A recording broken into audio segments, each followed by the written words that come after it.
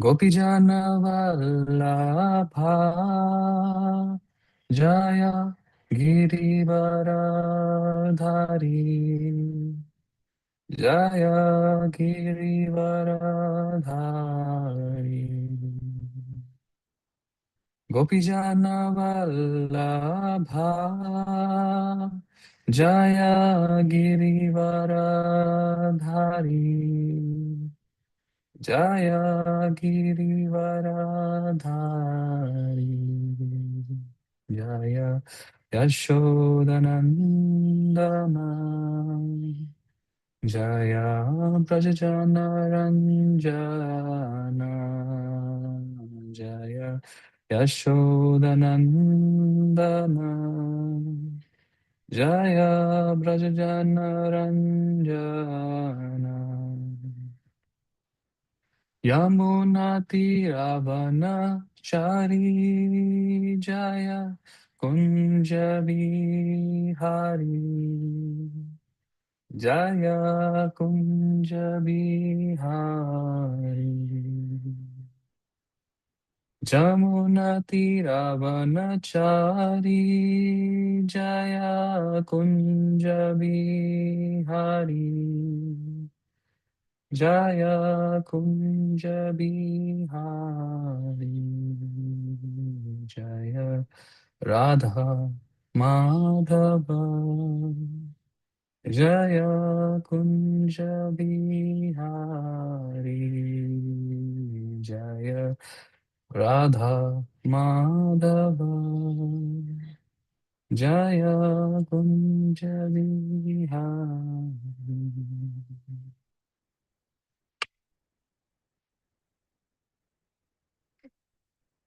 Om Namo Bhagavate Vasudevaya. Om Namo Bhagavate Vasudevaya.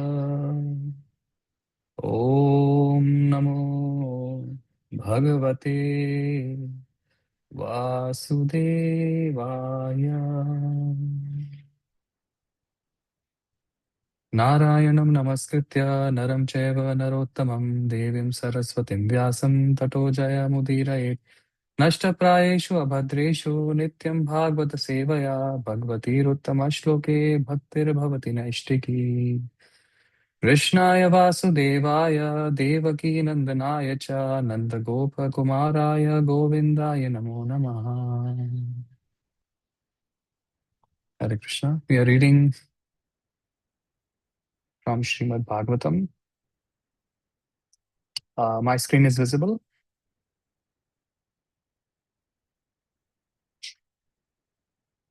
Yes, Prabhu. Yes, Prabhuji. Okay, thank you.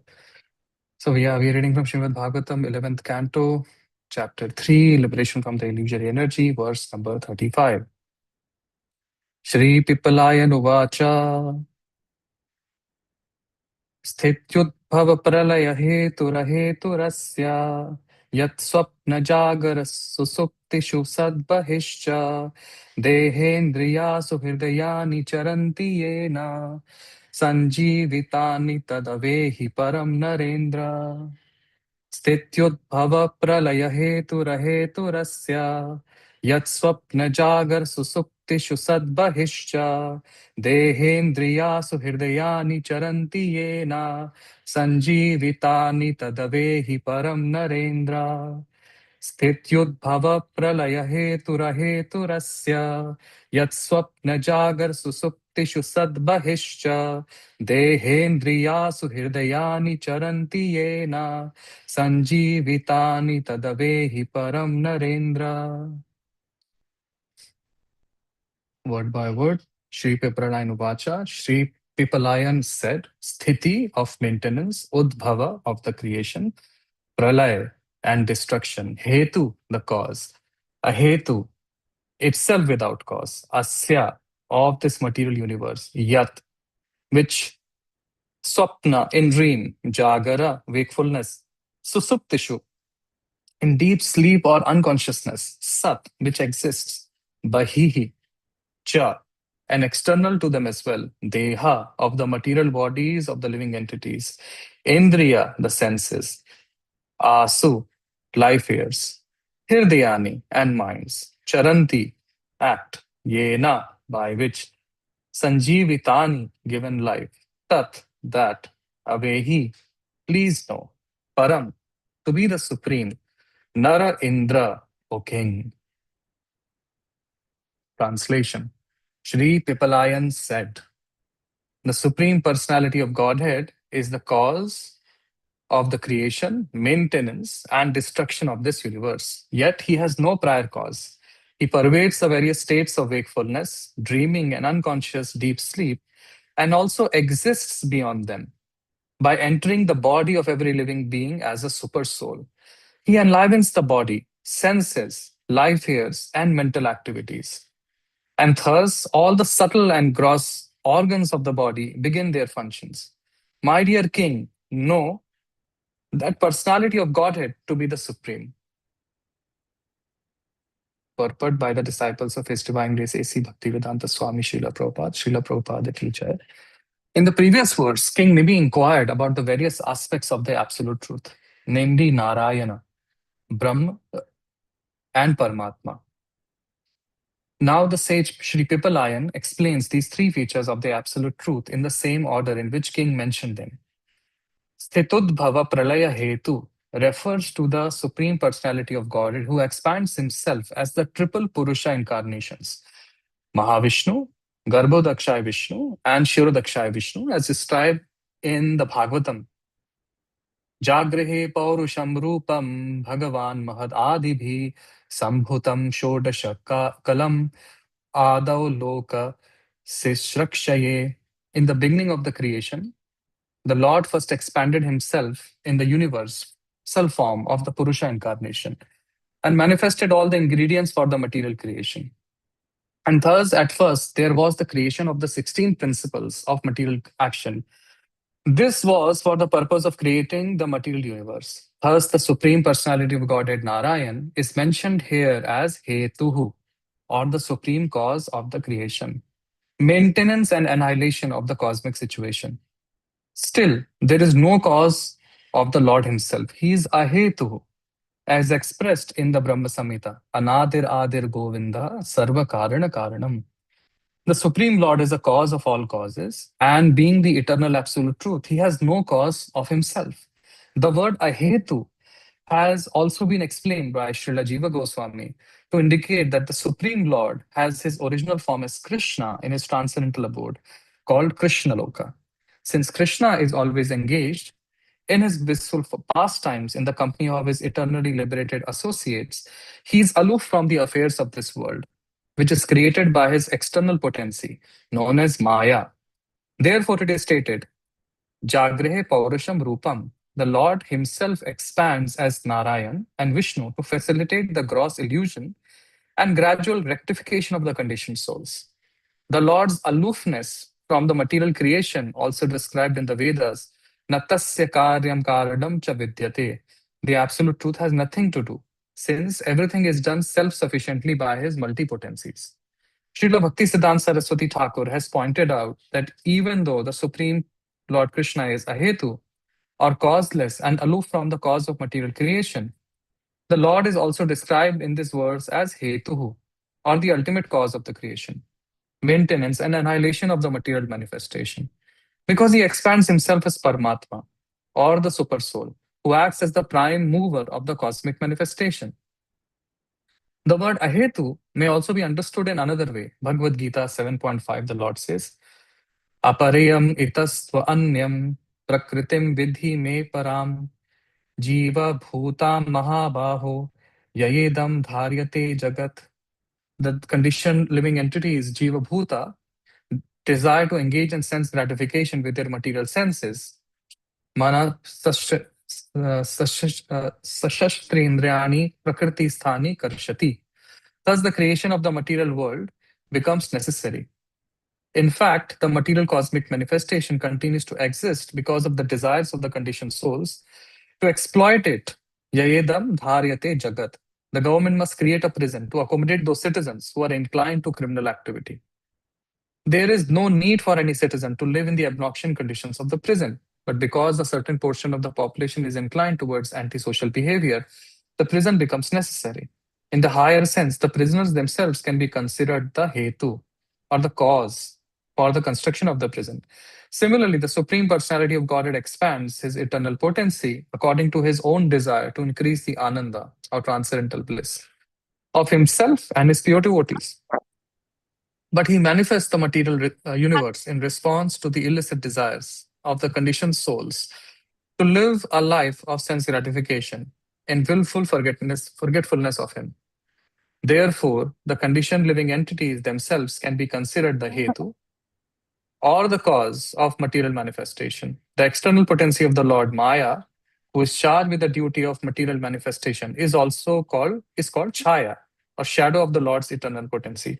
Srishti Sthiti Pralaya Sadhana Shakti Eka Chayeva Yasya Bhuvanani Vibharti Durga. The Lord does not personally desire to manifest the shadow potency called Durga or Maya. The blissful spiritual planets eternally manifest contains the best possible facilities for the living entities who are parts and parcels of the Lord. But the conditioned souls rejecting the inconceivable eternal living arrangements the Lord has kindly provided prefer to seek their misfortune in the shadow kingdom called the material world. Thus, both Durga and the conditioned living entities may be considered the Hetu, or cause of the material manifestation. Since Lord Krishna is ultimately Sarva Karana Karanam, cause of all causes, he is to be known as the ultimate supreme cause. But because the Lord functions as supreme cause of the material manifestation, Tityodbhava Pralaya Hetu, is described in the 13th chapter of Bhagavad Gita, Upadrashtanumanta Cha. The Lord acts as overseer and permitter. The actual desire of the Supreme Lord is stated herein clearly in the Gita, Sarva Dharman Parityaja Mamikam Sharanam Raja. The Lord desires every living entity to give up the shadow potency Maya and return to actual substance, Vasatvam Vastu, which is eternal kingdom of God. Although various aspects of the absolute truth are being described, absolute truth is ultimately one, as stated in this verse. King Nimi inquired about Brahma. Now this verse says, Yat swapna jagara susuptishu sadvahischa, the Lord's all-pervading feature within wakefulness, dreaming, and deep sleep. His existence beyond these three mental states are understood to be manifestations of Brahma. The Lord, the spiritual potency of the Lord. Finally, the statement, Dehendriyasu hridayani charanti yena sanjivitani, can be understood to be refer to the Paramatma feature of the Lord. When the Lord expands himself as Sirodakshaya Vishnu, the third of the three Vishnu features, and enters the heart of every living entities, the gross and subtle organs of the body become enlivened for continuing the chain of fruitive activity called karma.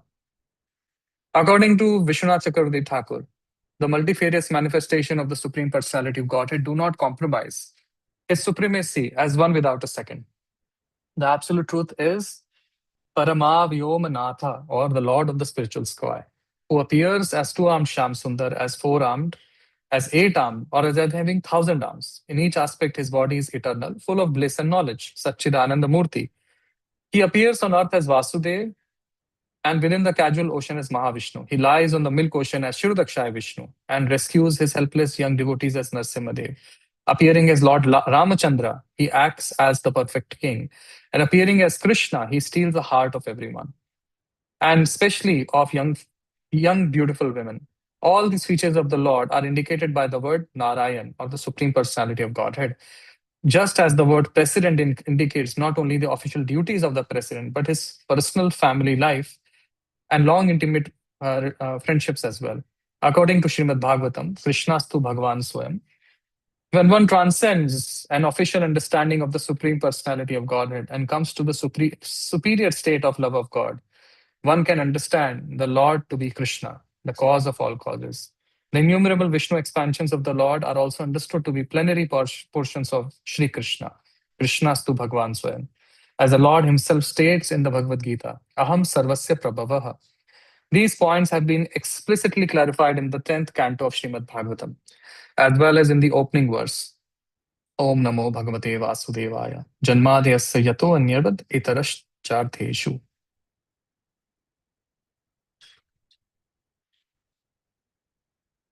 Small purport.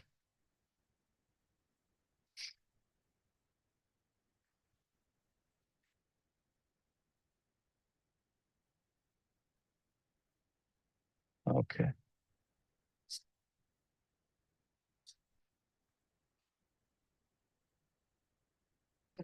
Let us chant. We'll chant very limited prayers as we gave good amount of time for the purport. Om Agyan Gyananjana Shalakaya Chakshurunmilitam Yena Tasmai Shri Gurave Namaha.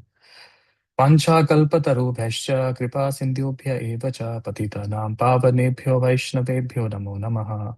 Jai Shri Krishna Chaitanya Prabhu Nityananda Shri Advaita Gadadhar Shri Vasadi Gaur Bhaktivinoda. Hare Krishna Krishna Krishna Hare Hare Hare Rama Rama Rama Hare Hare.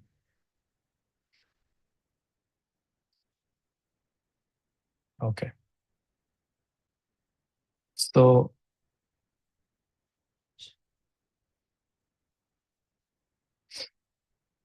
this verse with a very small purport is basically the answer of Pipalayan, who was asked a question by King Nimi in the previous verse. We'll read the translation again. Sri Pipalayan said, "The Supreme Personality of Godhead is the cause of the creation, maintenance, and destruction of this universe.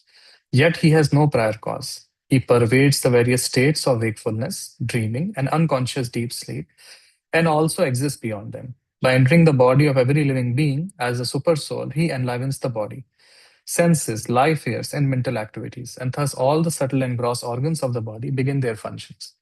My dear king, know that personality of Godhead to be the supreme."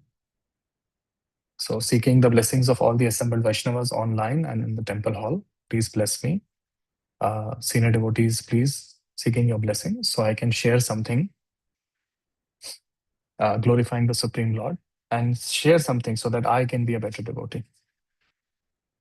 So, as I said, today's verse is spoken by Sri Pipalayan. So,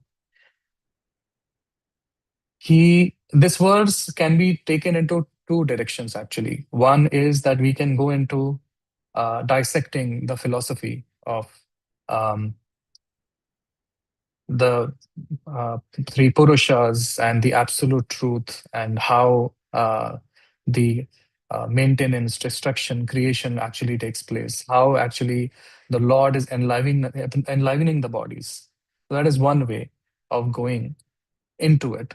But because we have limited time, there is another way of doing it. We can also take this verse to answer one of the most personal questions every soul or every person can ask some point in their life, that who is actually keeping me alive? So this verse actually is speaking to both devotees who are beginning their journey in devotional service and also devotees who have been chanting for several decades. So let's take this picture. Imagine that you see a scene. A man is lying in the hospital bed. Machines are attached. Family members are waiting. Doctors have done everything they can. And one moment, the body is warm, breathing and responding. The next moment, the same body is there, actually. But something essential goes on missing. So the question is, what left the body? The organs are there, the blood is there, the brain is there, everything is there, but something goes away.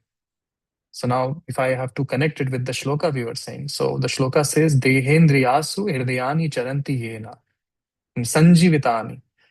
So the one who enters the body makes the body function. So that same Supreme Lord is actually sitting in the heart, listening to this class. And if he leaves the body, then the body stops to function. And we also go behind that, the super soul. Let's look into another story. So once there was a king who was very proud of his army, and he would basically send his army to various countries. He would threaten many, many countries. And he would say, I would do this, I would do that. Sometimes he would do also.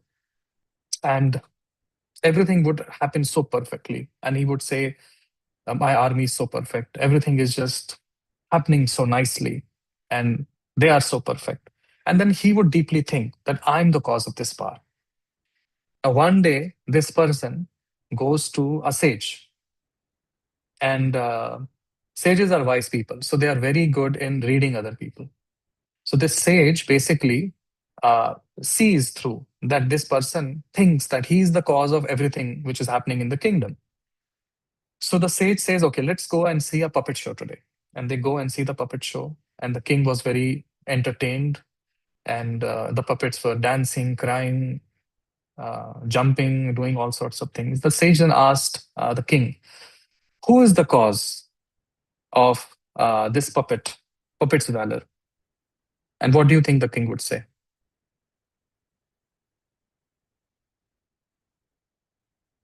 Are you guys with me?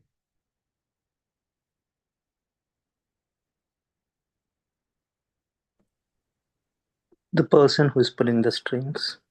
Yes, Prabhu. Thank you, Krishna Prabhu. Yes, the person who is pulling the strings. So actually, the king asked. But the sage said, "My dear king, uh, you have to realize that even you are a puppet. And you are a puppet in three different states. You are a puppet when you are awake, you are a puppet when you are dreaming, and you are a puppet when you are in deep sleep. In all these three, you think you are the main person, you are the actor. But if you look behind uh, the curtain, and the curtain is here is the curtain of the heart, then you will actually see. See what? That you are not actually the cause, somebody else is. And this shloka, if the first line basically, Sthiti Udbhava Pralaya Hetu Asya, Krishna is the cause of creation, maintenance, and destruction. Yet no one causes him. So it's just like, the sun is giving light to everything, but no lamp is lighting the sun. And that is what is written in the purport also. Anadir Adir Govinda Sarva Karana Karanam. So, like that, we saw these three things. Now comes the point of uh,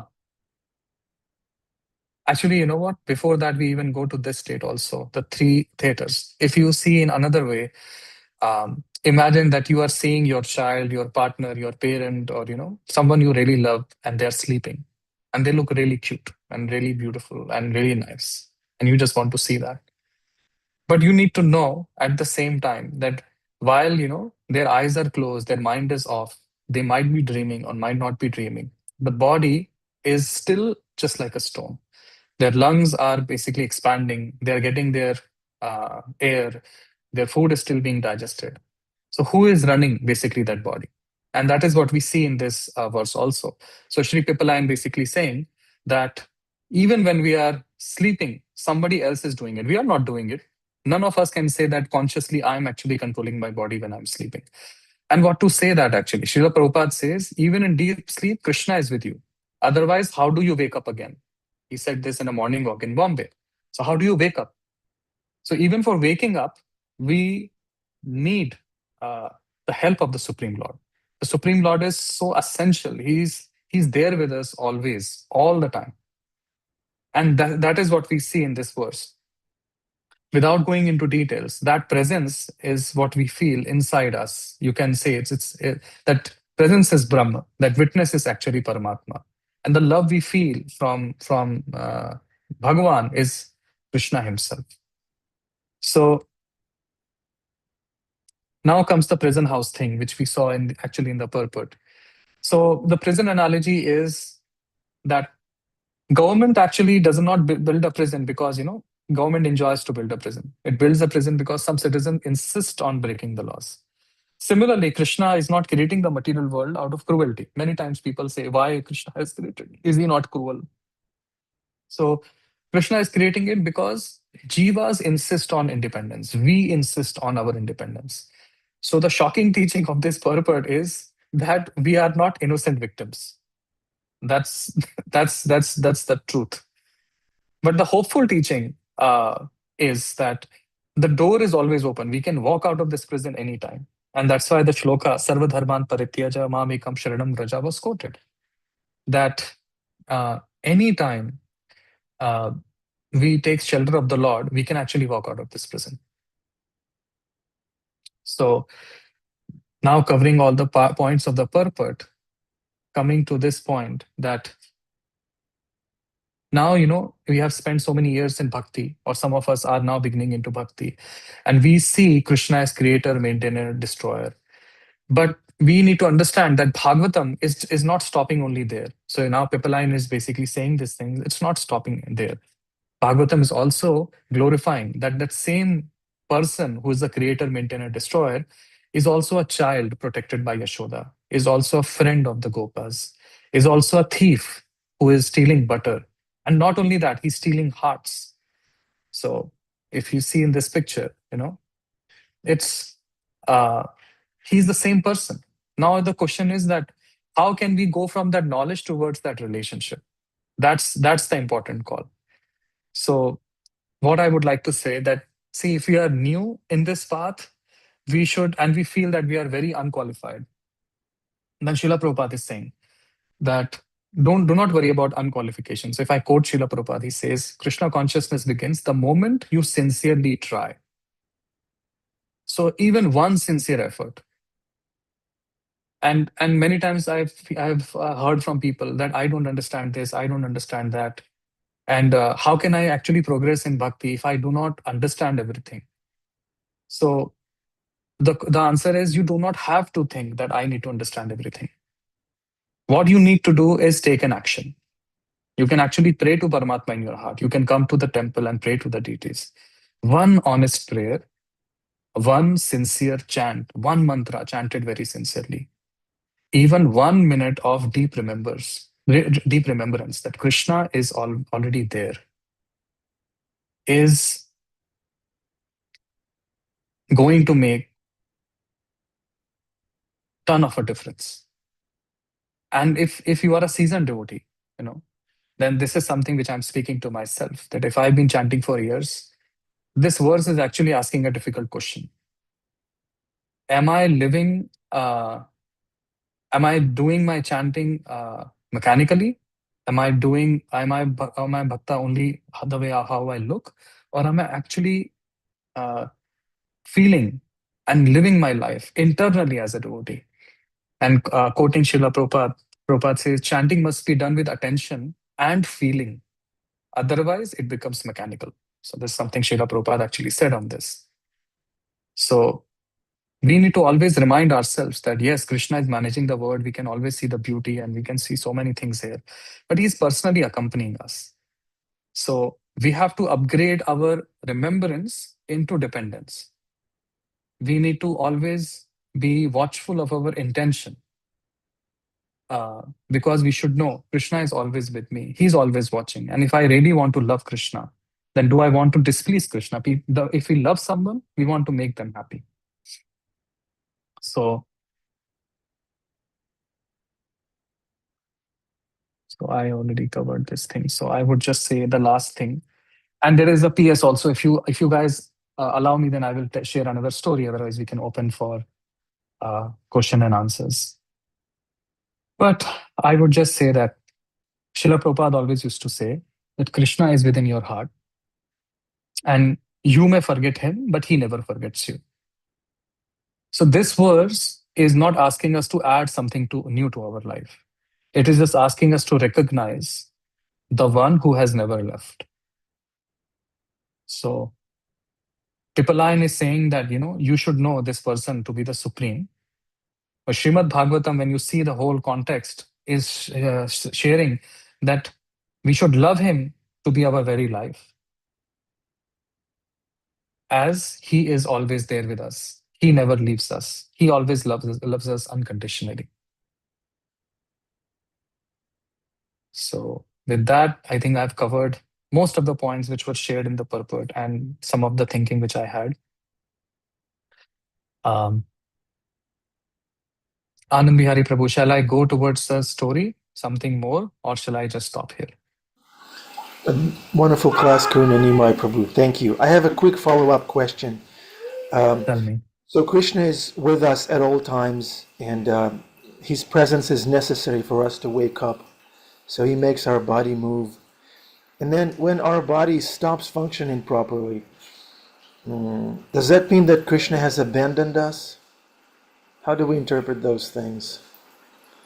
When I Till the sleep time in, is that Krishna, Krishna's fault? till the time body is alive, Krishna is with us. As soon as body is not alive, both us, that is myself or the soul, and Krishna has left the body. So the soul stays inside the body to desire and to desire an action, to desire to do something. But it's the super soul which is inside the body, which basically allows us to do that action. Once the super soul leaves, the soul also leaves with the super soul. The energy or the engine of all the strength which we get in our body is coming from the super soul. We as souls sitting next to the super soul are just desiring that we want to do this, we want to do that. I hope that answers your question. Thank you so much for pointing that out. I should have mentioned it. Thank you, Karuna Nimai Prabhu. Krishna is the ability in men. Thank you so much. And when we fail at something, then it's not Krishna's fault. It's us. Nityananda Chandra Prabhu is raising his hand. Hare Krishna. So I found the verse that Prabhupada was referring to in the third canto, chapter 26, text 71. Yata prasuptam purusham pranindriya manodiya prabhavanti vinayena no ta payitam ojasa. When a man is sleeping, all of his material assets, namely the vital energy, the senses for recording knowledge, the senses for working the mind and the intelligence, cannot arouse him. He can only be aroused when the super soul helps him. Thank you for sharing, Prabhuji. Thank you.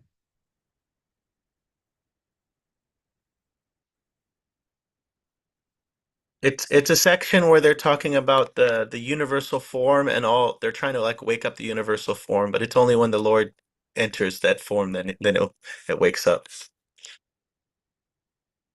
Thank you. Thank you for sharing. We have Mathuranath Prabhu also, who has raised his hand. Haribo. So you were discussing how Krishna's the doer and he's the one behind everything happening in the world.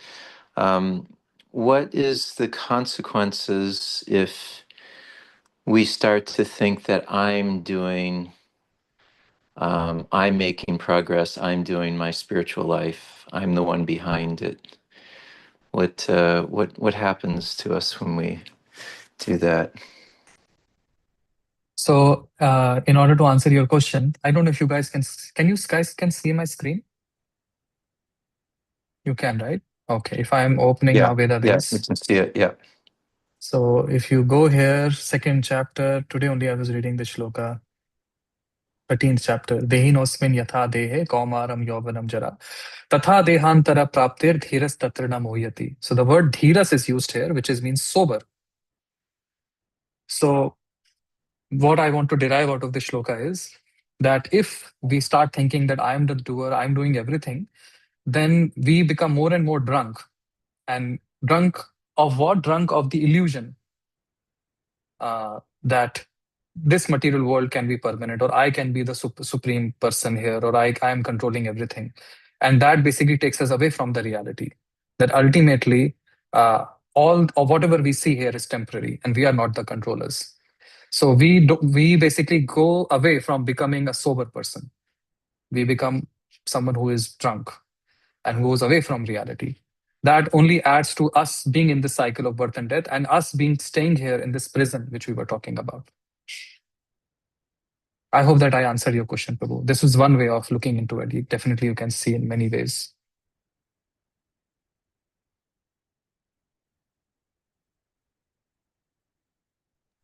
Thank you.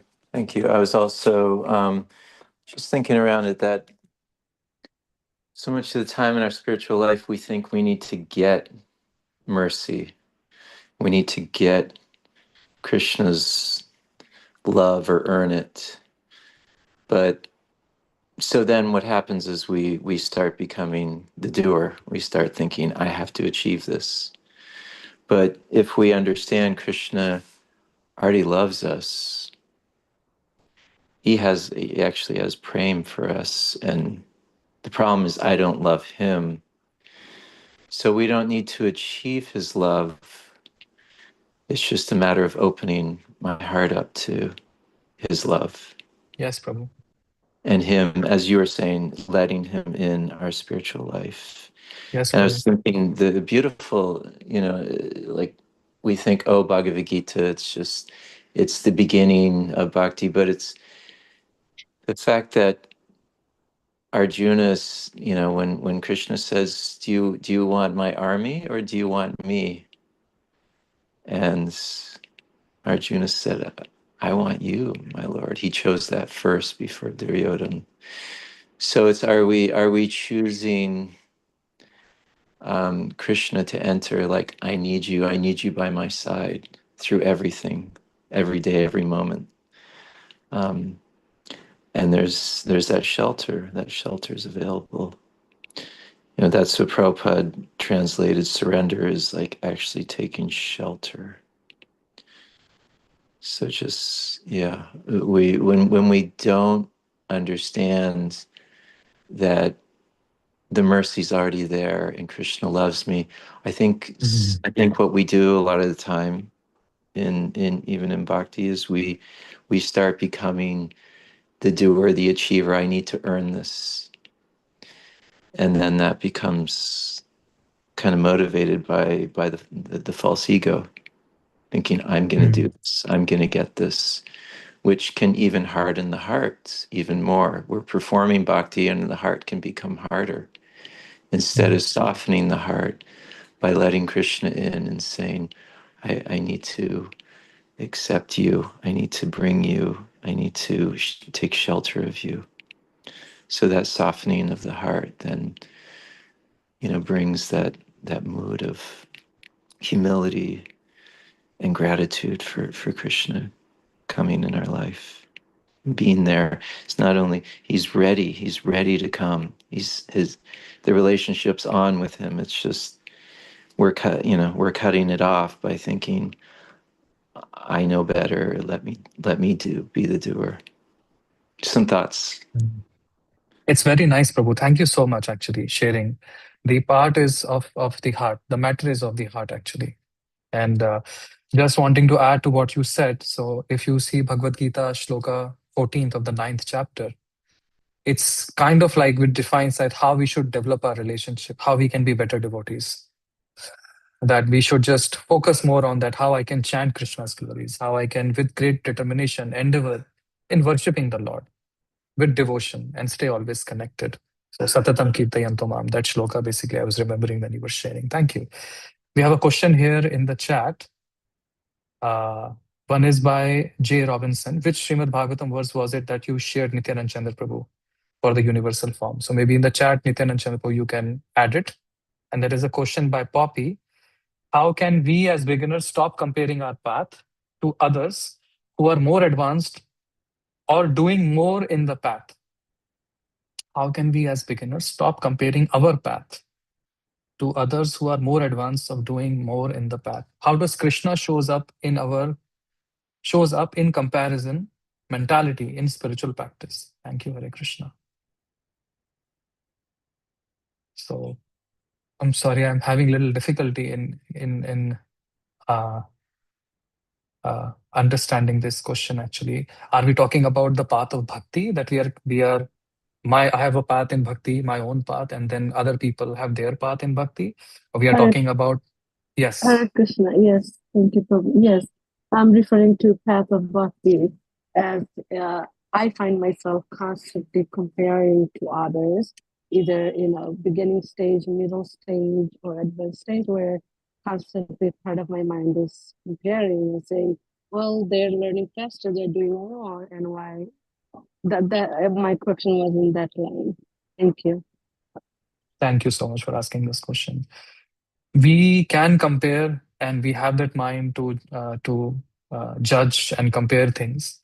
And comparison can be good in order for us to be inspired to do better service. It happens in the spiritual world. But as beginners, we need to know that this comparison. So we need to basically use whatever we have in our life. We need to use it. in becoming better devotees. So if we have a mind to compare, then we should see how I can be better. But at the same time, we have to remember one thing, that I'm unique. So I'm unique, and I will have a unique connection with Krishna. Krishna is unlimited, and he will reciprocate in its own unique way with me. So with that being said, uh, I would say that stopping the comparison, we should not focus on stopping the comparison. We should focus on what I'm showing on my screen. We should focus more that how I can chant more with feeling, how I can worship the Lord.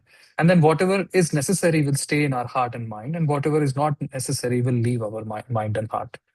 So that is how I would approach it. But if we have the tendency to compare, then we should use it to feel more inspired. And then how Krishna, I hope that I answered your question, Poppy. You did, Prabhu. Thank you. Thank you. Okay, it's 8 o'clock.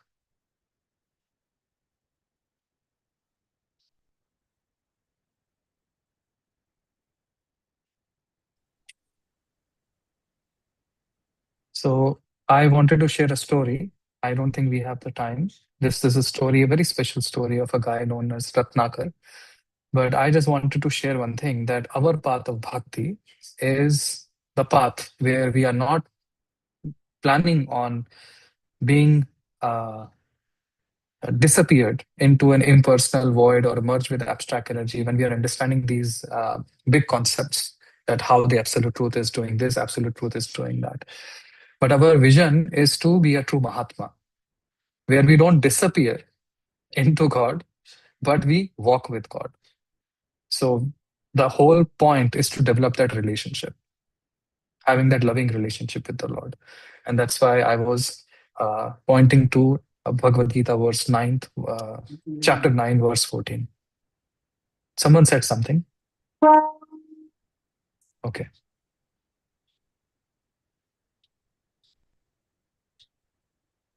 I heard the conch shell.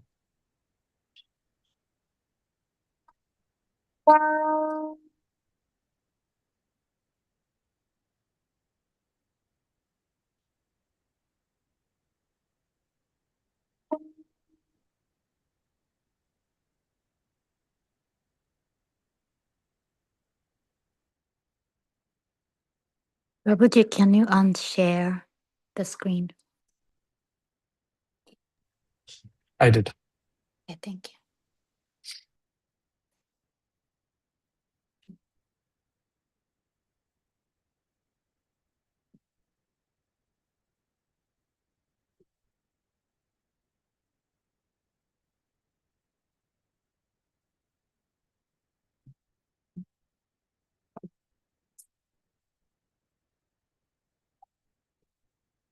Yay.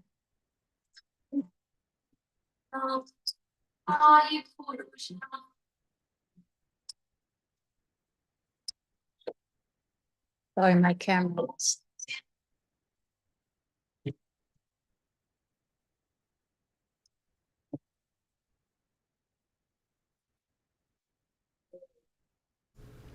Are you able to unblur the background setting, Amrita It's Kishore? not blurred. It just does it automatically. It's not blurred at all. My camera does that.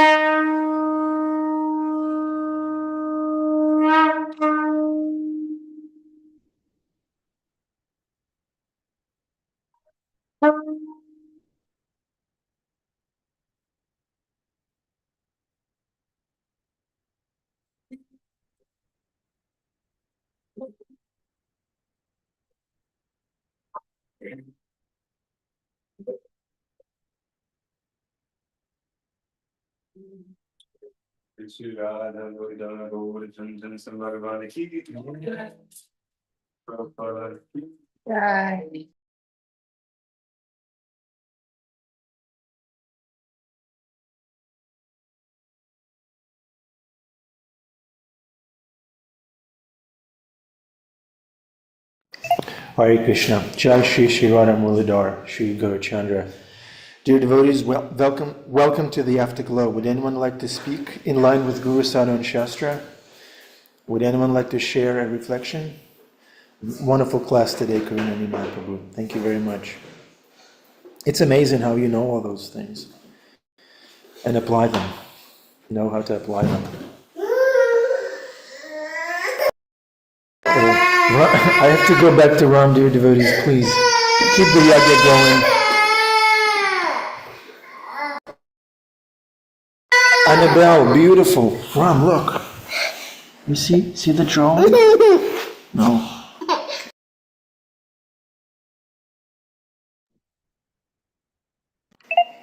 You're you're scaring your child, Prabhu. I am. Hare Krishna.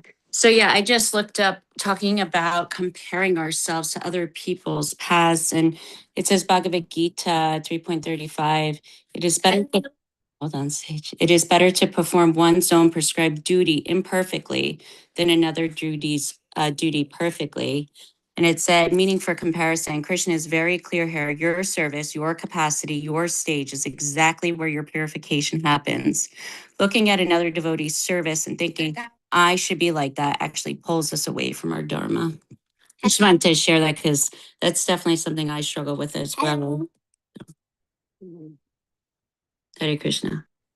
I Thank also you have so much for sharing. something to share around that is Krishna's not so much concerned with what we do externally because he's Atmaram, he's fully satisfied. He appreciates what we do.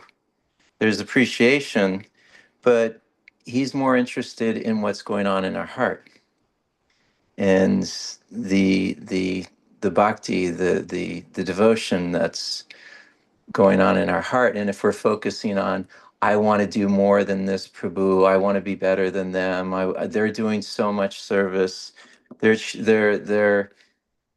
distributing 100 books a day, and I distribute 2 books a day. But if the person distributing 2 books a day has like deep humility and love is forming in their heart, or gratitude, and the person doing 100 books is really proud, Krishna actually appreciates the person who's in a very humble state more than the person who's proud and doing much more externally. So this is something, bhakti is so much about the heart, and it's a relationship. As Prabhu was saying in the class, this is about a relationship. It's not about what we do externally. And a lot of time, if we're doing, the danger is when we compare ourselves, and then we think, well, I should do more, and it's not aligned with what's happening internally for us. So then what we do is we do more with trying to be externally enthusiastic, and then we burn out, because the enthusiasm is supposed to come from within. That gratitude, enthusiasm, that's an internal thing, and we express it and we do according to that. So somebody may have the enthusiasm to do an hour of service a day, and some may have the enthusiasm to do 8 hours of service. And so okay, let me cultivate more devotion, more enthusiasm in my heart, and then we'll want to do more externally. I've made the mistake of trying to do way too much externally and have a complete breakdown. I actually had like almost a nervous breakdown when I was living in the temple and doing like 18 hours of service a day. And it was way too much. And so we also need to give guidance to people who are younger, new, or whatever stage, if who understand this principle, do according to what is your capacity and what is in your heart, how you're feeling. Don't do more than what is really your capacity. Thank you, Maternath Prabhu. You sound very balanced. You sound like you have the balanced approach taken care of. There was one story Srila Prabhupada once said.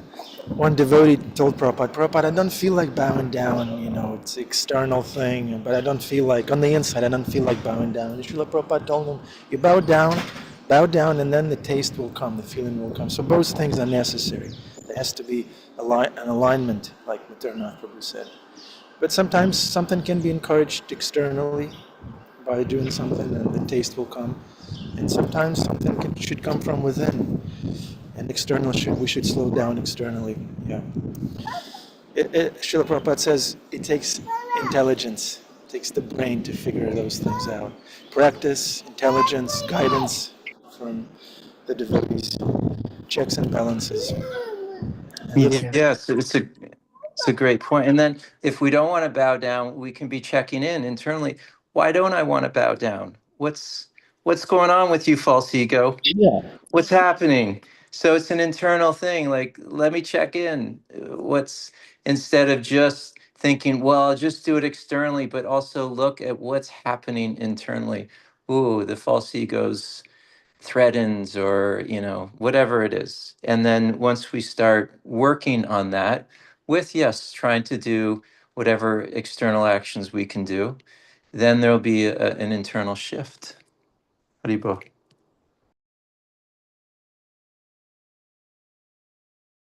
thank you, Prabhu.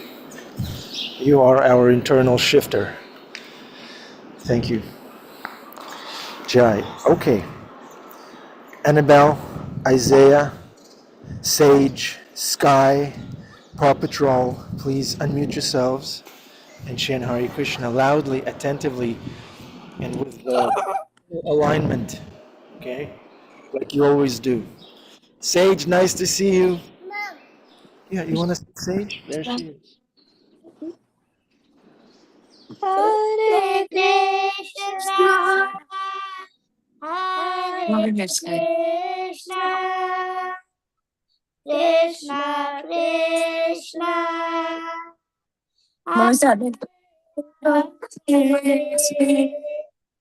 Hare Station on the way. Station on the way.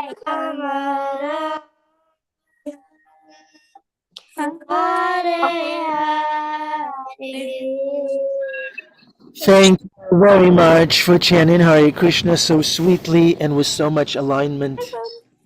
Thank you, dear devotees. Thank you, Karuna Nimai Prabhu, for the wonderful class. Thank you, dear devotees, for your association.